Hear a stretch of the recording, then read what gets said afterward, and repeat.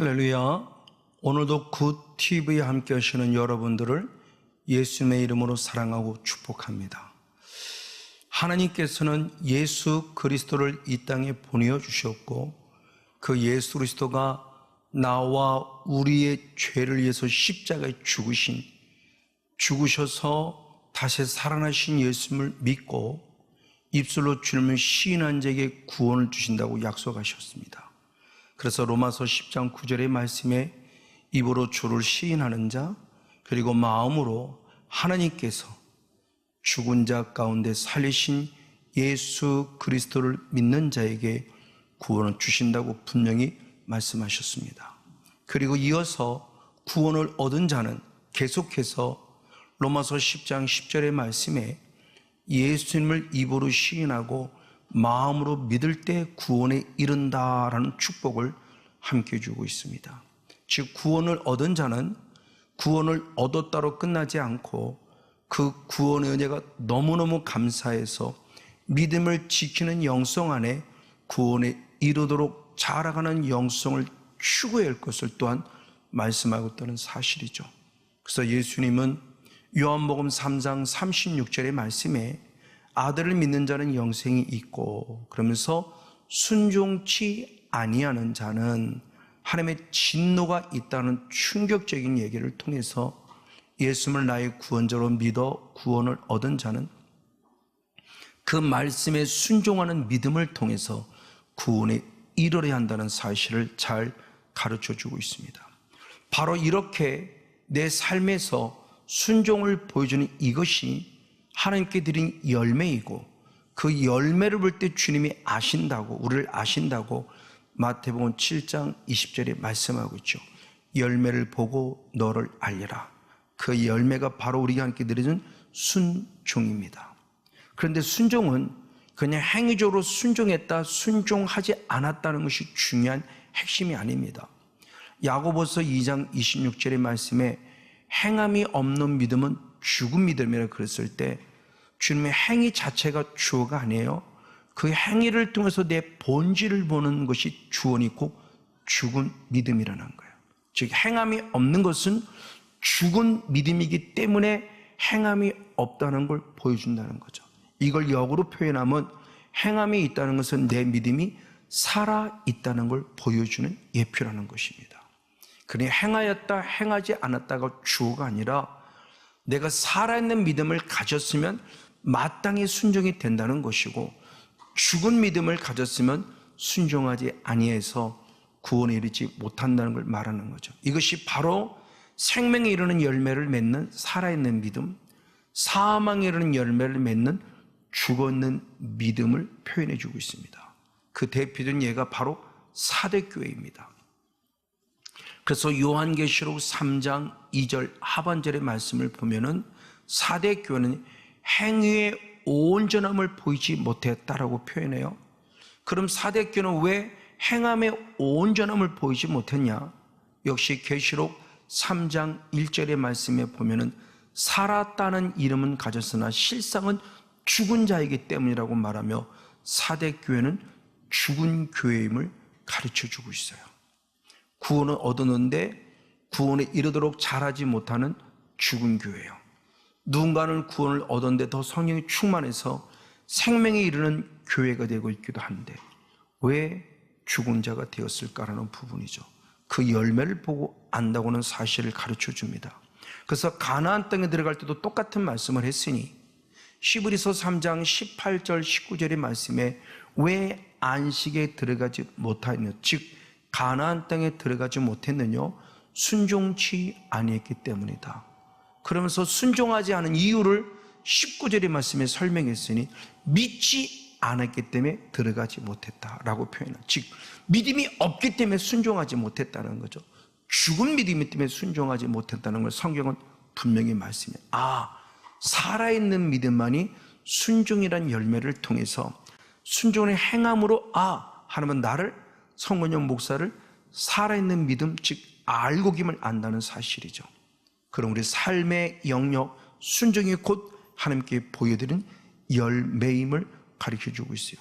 자, 그런데 이렇게 하나님께 드릴 때 그 열매라는 것을 처음부터는 완벽한 열매를 생각하는데 주님이 볼 때는 절대 완벽한 열매를 원하지 않습니다. 하나님 나라도 씨로부터 시작이 되듯이 우리의 믿음, 우리의 삶의 열매도 씨로부터 시작한다고 말하면 지극히 작은 것에서 시작되는 믿음을 표현해 주고 있어요. 그래서 마가복음 4장 28절 말씀에 땅이 스스로 열매를 맺는데 시작은 씨로, 그 다음에 이삭, 그 다음에 이삭의 충실한 곡식이라고 그래요. 시작은 씨로 시작했는데 곡식이 됐어요. 그럼 곡식 열매가 되고 다 되냐? 아니다. 역시 마가복음 4장 29절 말씀에 계속해서 그 열매가 익었다 그래요. 열매가 익기까지 더 온전하게 그때가 추수 때예요. 즉 씨로 시작하는 이 열매의 출발점은 열매가 익을 때까지는 과정 안에서 들여진다는 것이죠. 이것을 통해서 우리에게 가르쳐주는 영적 원리는 결국 무엇이냐? 어린아이 신앙은 어린아이의 신앙에 맞는 순종을 해야 한다는 것이고, 청년의 신앙은 청년의 신앙에 맞는 순종을 해야 한다는 것이고, 아비의 영성은 아비의 영성에 맞는 순종을 해야 한다는 것을 말해요. 아비의 영성을 가진 자가 어린아이 같은 순종을 하면 그건 결국 죽은 믿음이 될 가능성이 있죠. 그 자기 신앙의 영성에 맞는 만큼 하나님께 올려둔 거룩한 순종을 요구하고 있다는 겁니다.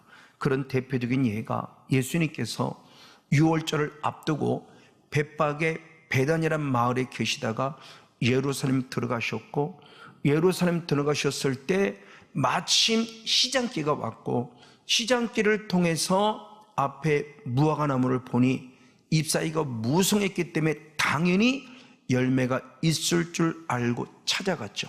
근데 무화과 때가 아니기 때문에 열매가 없다라고는 마가복음 11장 13절은 말을 해주고 있어요. 무화과 때가 아니에요. 그래서 열매가 없어요. 그런데 마가복음 11장 14절에 그 무화과나무를 저주를 해요. 그래서 영원히 열매를 맺지 못하게 만들고 그 나무가 말라 삐뚤어져 죽습니다. 무화과의 때가 아닌데 열매가 없다고 나무를 저주한다. 이 말씀을 잘 알아야 됩니다. 잘못 이해하면 하나님을 오해할 수 있기 때문에. 그럼 이 말씀을 이해하려면 어떻게 해야 우리가 그 말씀을 이해할 수 있는가? 우리가 이 말씀을 무화과 때가 아니라는 말씀을 이해하려면 이스라엘의 기후와 이스라엘 백성들의 언어를 보아야만 합니다. 우리로 말하면 11월부터 그 다음에 2월달까지가 겨울이라는 절차 때고, 그 겨울 때 우기, 비가 많이 내리는 때입니다. 그리고 3월달, 4월달부터 6월절이 시작이 되면서 거의 10월달 초막절을 맞이하면서 그 때가 마무리 질 때 3월달, 4월달에 첫 열매가 맺고, 첫 열매가 맺어진 이후에 두 번째, 세 번째, 많게는 5번까지 열매를 맺는다고 합니다. 그때 첫 열매를 이스라엘 백성은 파게라고 부르고, 파게란 첫 열매를 땄을 때 그 다음부터 적게는 2번, 많게는 5번까지 열매를 맺는데 그 열매를 테에나라고 그럽니다. 그걸 대표로 잘 설명해 주는 게 아가서 2장 13절의 상반절 말씀에 보니 무화과 나무에 푸른 열매가 익었다 그랬을 때 무화과 나무를 테에나라는 원어로 쓰고 푸른 열매를 파크라고 말합니다. 파게라고도 하고 파게라고도 하는 그 언어를 통해서 파게라는 첫 열매가 잘 익을 때 무화과라는 열매를, 즉 테에나라는 열매를 맺을 수 있구나는 것을 성경이 말하고 있다는 사실을 가르쳐주고 있죠. 그때 파게, 그 파게가 따져야만, 파게라는 열매를 먹어야만 테에나라는 열매를 맺는 거예요. 그래서 미가 선지자는 미가서 7장 1절 말씀에 파게라는 첫 열매, 무화과의 첫 열매가 없는 것이 재앙이라고 그랬어요. 왜? 파게가 있어야 그 다음에 테에나의 열매가 있는데, 테에나의 열매를 맺지 못한다는 것은 파게란 열매가 없기 때문에, 그래서 재앙이라고 표현할 정도입니다. 이 파게란 첫 열매는 유기 조건으로 보면 먹을 만한 가치도 없고 상품의 가치도 없어요. 그럼에도 불구하고 예수님처럼 시장기가 있는 사람들에게나 또는 이스라엘 백성의 가난한 자들에게는 아주 중요한 양식이에요. 부자들은 안 먹는지 모르지만 양식으로서의 가치를 바라고 있습니다. 상품의 가치도 없어요. 맛도 없어요. 그럼에도 불구하고 바로 그러므로 이 파괴란 영적 의미가 갖는 중요한 요소를 살펴볼 수 있으니, 첫 번째, 이 파괴란 첫 열매, 처음 것이라는 의미입니다. 이 처음 것은 무엇이 할 때 가져오면 하나님의 것이라고 말씀하세요. 대표적으로 민수기 3장 13절의 말씀에 이스라엘 백성의 장자, 처음 태어난 자들이죠. 그 장제를 예수님의 피, 어린 양의 피로 구원해내면서 이들은 내 것이라 그랬어요. 하나님의 것이기 때문에 하나님의 생명 피를 통해서 그들을 살려내며 처음껏 내 것이라고 표현하며 하나님의 것이기 때문이라는 중요합니다. 주님 왜 파괴를 찾냐? 하나님의 것이기 때문에 그래요. 그래서 지금도 첫 열매를 찾으신다는 거죠. 그리고 첫 열매라는 개념이 너무너무 좋다라는 개념을 가져요. 왜? 하나님의 것이기 때문에. 그래서 대표적으로 민수기 18장 12절을 보면 여호와께서는 첫 소산, 곧 제일 좋은 것이다. 제일 좋은 것이라 반복합니다. 즉 하나님의 것이기 때문에 하나님께서는 첫 소산, 첫 열매는 무조건 좋은 것이라는 거예요. 육의 조건들의 가치를 보고 좋고 나쁘다가 아니라 처음 것이기 때문에, 즉 하나님의 것으로 이미 택하였기 때문에 하나님의 것으로서 가장 좋은 것이라고 말하겠다는 사실이에요. 그래서 오늘은 첫 소산, 첫 열매란 개념을 우리가 식물을 통해서, 과일을 통해서, 짐승을 통해서 말할 수 있는 한번 사람을 통해서 말해보고자 해요. 그래서 야고보 사도는 야고보서 1장 18절의 말씀에 진리의 말씀으로 낳은 우리들, 진리의 말씀으로 하나님의 자녀 삼은 우리들을 첫 열매라고 표현합니다. 구원받은 백성들을 하나님께서는 첫 열매라고 표현합니다. 그 첫 열매 대표적인 예가 바로 이스라엘입니다. 그래서 예레미야 2장 3절의 말씀에 본 이스라엘은 여호와께 성물이다, 곧 처음 열매가 되었다 그래요. 이스라엘 민족 자체를 주님은 첫 열매라고 중히 여깁니다. 주님의 것이라는 것이죠. 그러면서 이사야 43장 1절 말씀에 이스라엘 백성을 누구의 것이라고 하느냐? 바로 우리를 창조하신 여호와, 이스라엘 민족을 조성하신 여호와, 그분께서 말씀했을 때 내가 너를 구속하였고 내가 너를 지명하여 불렀나니 너는 내 것이라. 아멘. 하나님의 것이라는 거죠. 이스라엘 백성을 첫 열매로 택하셨고 하나님의 것이라고 친히 인정하셨습니다. 하나님의 것이기 때문에 우리는 누구냐? 하나님을 토기장이라도 표현하고 있는데, 토기장이신 하나님이 이스라엘을 만드셨을 때 누구로 만들었느냐?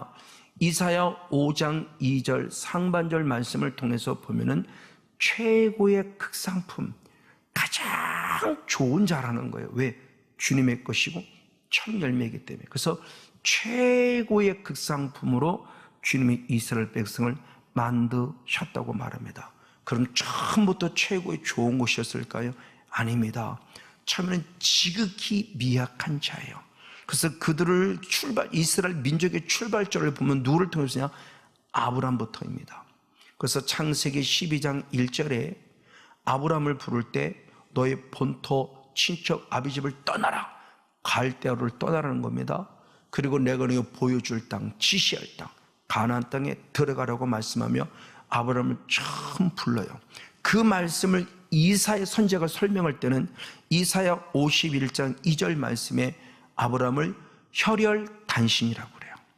즉 아버지 하란은 이미 일찍이 죽었고 아브람 홀로, 그리고 조카 롯을 데리고 주님의 부르심 속에 나아가는 은혜가 있음을 성경은 말해요. 혈혈단신, 나 혼자예요. 외로워요. 아무것도 없어요. 야옥과 같아요. 나의 존재는 너무너무 외롭고 쓸쓸한, 지키 부족한 자예요. 근데 하나님은 놀랍게 이 아브람을 불러내십니다.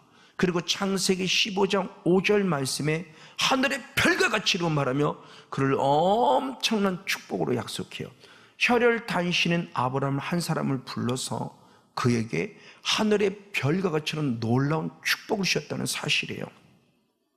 바로 이 모습을 통해서 본다면 내가 하나님을 믿은 게 아니고 내가 하나님을 택한 게 하나님이 나를 택했다는 겁니다. 대표적으로 요한복음 15장 16절은 말씀하고 있죠. 그래서 하나님께서 아브라함을 택하셨어요. 그리고 아브라함을 택할 때 그에게 열매를 맺게 하시되 항상 열매를 맺게 주셨어요. 열매를 맺으라가 아닙니다. 맺도록 도와주셨고 맺게 하시네 항상 열매를 맺게 하셨어요. 즉 주님이 열매를 찾는다고 하는 것은 항상 주셨기 때문에 항상 찾습니다. 내 때가 아니라 하나님의 때 찾기에 이거라도 드릴 준비가 되어 있어야 한다는 거죠. 그래서 혼자 되었던 이 아브라함은 바로 아브라함을 통해서 이삭을 통해서 야곱을 통해서 바로 애굽에 들어갔을 때 고센 땅에 들어갈 때 고센 땅 몇 명이나 되었느냐? 신명기 10장 22절의 말씀에 보면은 70명이었다고 표현하면서 아브라함 혼자가 드디어 하나님의 약속대로 이루어지는 과정 속에 있을 때 70명이 되는 놀라운 축복을 공급하고 애굽 땅에 들어가 고센 땅에서 구별되어지는 축복의 삶을 사는 것을 봅니다. 맞습니다. 이렇게 하나님은 아브라함을 창세기 12장의 1절에 불러냈는데 이어서 12장 2절의 말씀에 보면은 너로 인하여 민족을 특별한 축복을 받아요. 즉 하나님의 계획은 아브라함을 혼자만 구원하기는 뜻이 아니라 아브라함을 통해서 이스라엘 민족을 구원하려는 이미 계획을 잡으셨고 민족으로 가는 길을 열어주셨던 거죠. 그래서 드디어 70명의 사람이 출애굽하는 약 430년의 시간이 지는 몇 명이 되느냐? 성경은 정확한 근거는 없지만 보통 주석가들이 말할 때 200만 명에 가까운 사람의 수가 있었다라고 하는 놀라운 축복을 얘기해요. 혼자가 70명이 됐고 70명이 200만 명이 되어졌습니다. 그리고 그들을 누구로 축복하느냐? 출애굽기 19장 6절 말씀에 너희 민족을 제사장 나라가 되게 하리라. 아멘. 이스라엘 민족을 하나님이 주시는 영적인 종교성을 가진 축복의 나라, 제사장의 나라로 삼았다는 거예요. 아브라함 혼자가 드디어 민족을 이루는 과정 속에서 전 세계 모든 민족들을 영적으로 이끌어갈 영적 리더로 삼았다는 것을 말해요. 그럼 이스라엘 민족이 잘났냐? 아닙니다. 절대 잘났다고 표현하지 않아요. 대표적으로 신명기 7장 7절의 말씀에 보면은 내가 너를 택한 것은, 내가 너희들을 구원한 것은 너희가 다른 민족들보다 많아서가 아니라 오히려 다른 민족들보다 더 작기 때문이라 그래요. 가장 작기 때문에 너희를 택했고 그래서 너희를 통해서 구원의 역사를 이뤘다고 말하며 크고 잘난 것이 아니라 오히려 작고 부족하기 때문에, 왜? 작고 부족해 하나님을 신뢰하고 믿고 따르게 되죠. 그래서 이스라엘 민족을 구원해내는 것, 누구를 통해서? 아브라함 한 사람을 통해서. 그래서 70으로 200만 명까지 자라가며 큰 민족이 돼서 멋지게 주의 영광 돌리는 모습을 봅니다. 그러면 민족으로 끝나냐? 아닙니다. 이어서 창세기 12장 3절의 말씀에 보면 이제 땅의 모든 족속이 너를 인해 복을 받을 것이라 말하며 드디어 이스라엘 민족을 열방이 구원받는 통로임을 가르쳐줘요. 자, 1절에서는 아브라함이 시작했고요, 2절은 민족의 축복을 공급받았고요, 3절에서는 민족 때문에 결국 열방, 그러니까 아브라함 한 사람을 구원시켜서 열방을 구원할 계획을 가졌던 거예요. 그래서 주님께서는 창세기 바로 출애굽기 19장 5절 말씀에 세계가 다 내게 속했다고 말씀하며 아멘. 열방을 구원할 계획 자체가 하나님의 거룩한 뜻이었고 그 출발을 가장 작은 아브라함부터 시작해서 이 나라 이 민족 전 세계가 복음화되기를 원하는 주님의 뜻이 속해 있음을 말씀 안에 살펴볼 수 있습니다. 신약으로 들어도 예수님도 똑같아요. 예수님은 혼자였죠. 혼자였다가 드디어 누가복음 9장 1절 말씀에 약 2년 초반기입니다. 12명의 제자를 세웠습니다. 그럼 12명의 제자로 끝나냐? 아니요. 이어서 누가복음 10장 1절 말씀에 70인의 제자를 세웠어요. 놀랍죠? 예수님은 혼자입니다. 근데 12제자로 확장시켰고 나아가 70인 제자로 드디어 확장시켰습니다. 그리고 사도행전 시는 예수님이 죽으신 이후 사도행전 1장 15절 말씀에 120명의 성도까지 성장했어요. 주님이 조금씩 조금씩 주님이 세워가고 있어요. 가장 작은 것들로부터 시작이 되었다는 사실. 그래서 시작은 미약하지만 내 나중을 창대케 하는 주님의 약속이 지금도 끊임없이 작은 자를 찾고 있음을 보여주는 거죠. 근데 이 120명을 통해서 일할 때 이제는 그냥 일하심이 아니라 사도행전 1장 8절 말씀에 성령이 너에게 임하시면 이러면서 성령의 임재를 통해서 주님의 일하심을 확실히 증명해 주고 있어요. 그래서 예루살렘과 온 유대와 사마리아와 땅 끝까지라고 말씀하며 구원의 역사가 성령을 통해서 이루어짐에 대한 부분을 분명히 잘 보여주고 있습니다. 그래서 성령을 통해서 보여주는 역사가 드디어 6월절을 맞아 예루살렘에 모여있는 자들이었죠. 그때 6월절을 맞아 예루살렘에 있는 유대인들과 기독교인들만이 아니라 흩어져 있는 디아스포라, 아수를 통해서 바벨을 통해 나라를 빼앗겨 흩어져 있는 전 세계에 모여있는 유대인들이 모여 예루살렘에 모였어요. 그래서 주님을 예배할 때 놀라운 사건이 벌어졌으니 성령 받은 120명의 제자를 통해서 사도행전 2장 31절의 말씀에 말씀을 듣는 사람 중에 3,000명이나 구원받는 역사가 이루어졌고, 더 나아가 사도행전 4장의 말씀에 말씀을 듣는 사람들 가운데 5,000명이나 예수를 믿는 사람이 드러났고, 더 나아가 사도행전 6장 7절 말씀에 말씀을 듣는 많은 사람 가운데 제자의 수가 더하였다고 표현하며 세상들 가운데 허다한 사람이 주께 돌아오는 은혜를 입었어요. 자, 3,000명, 5,000명까지는 수를 표현했는데 더 많은 사람이 했을 때 몇 명이라고 꼬집 표현하고 있지는 않지만 더 많은 수가 예수를 믿게 되었다고 표현합니다. 예루살렘이 드디어 복음화되는 과정 속에 3,000명, 5,000명 더 많은 수가 구원받는 역사를 보여줘요. 그리고 온 유대와 사마리아 땅까지 나가는 출발점이 있으니 바로 사도행전 8장 1절에 스데반 집사님이 죽는 사건을 통해서요. 하나님께서 말씀할 때 스데반 집사님이 죽는 사건을 통해서 유대와 사마리아 모든 땅은 흩어졌다 그러는데, 그 흩어짐은 스데반 집사님이 죽은 것이 두려워 흩어진 것이 하나님이 흩으셨다라고 하는 부분의 모습이에요.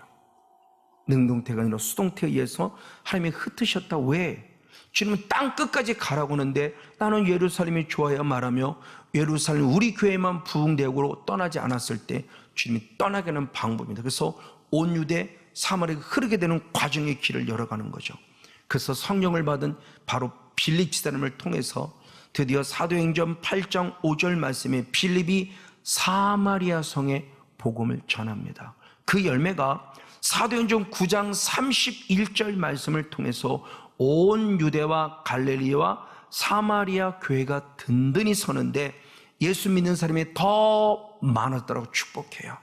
그래서 온 유대, 사마리아까지 복음의 역사가 계속 역시 진행됨을 보여줘요. 하나부터 시작됐는데 들이 120명이 3,000명, 5,000명 허다한 물이 더 땅끝까지, 그리고 드디어 잘 아는 대로 스데반 집사님의 죽는 사건을 통해서 놀라운 일이 벌어지기 전에 베드로가 먼저 주님의 놀라운 일을 나타내니 사도행전 10장 44절 말씀, 이방인의 출발점, 땅끝의 출발점이 고넬료가 말씀을 듣고 성령 받음을 통해서 하는 나라가 확산됨을 보여 땅끝입니다. 그 사건이 이루는 게 실제적인 모습의 스데반 집사님이 죽고 난 이후입니다. 그래서 반은 스데반 집사님이 죽을 때 결국 사울이 바울되는 영성이 있었으니 담에서 또 주님을 인격적으로 만날 때 사도행전 9장 15절의 말씀에 하나님이 아브라함을 택한 이유를 말할 때 이방인에게 복음을 전하기 위함이더라 그래요. 그리고 드디어 사도행전 11장 26절에 최초의 이방인 교회 안디옥 교회가 세워지니 바나바와 바울을 통해서 최초의 이방인 교회, 바울의 사명을 통해서 땅끝까지 복음이 전달되는 모습이 나타나고, 드디어 사도행전 14장 1절 말씀에 유대와 헬라의 허다한 무리가 믿다라고 말하며 땅까지 복음이 전해지는 사실을 보여줍니다. 작은 하나로 시작했습니다. 지금 하나님은 작은 하나를 찾습니다. 파괴를 찾습니다. 못한다고 하지 마세요. 나를 쓰심에 내 것인 이것만이라도 믿음의 분량에 따라 함께 멋지게 드림받아서 하나님의 나라와 하나님의 의리에서 멋지게 쓰임받고, 나 한 사람 때문에 가정과 가문을, 나 한 사람 때문에 교회를, 나 한 사람 때문에 이 나라 이민족을, 나 한 사람 때문에 열방까지 복음의 것을 감당하는 성령 충만한 일꾼, 우리 모두가 되어지기를 예수님의 이름으로 간절히 축복하고 축원을 드립니다.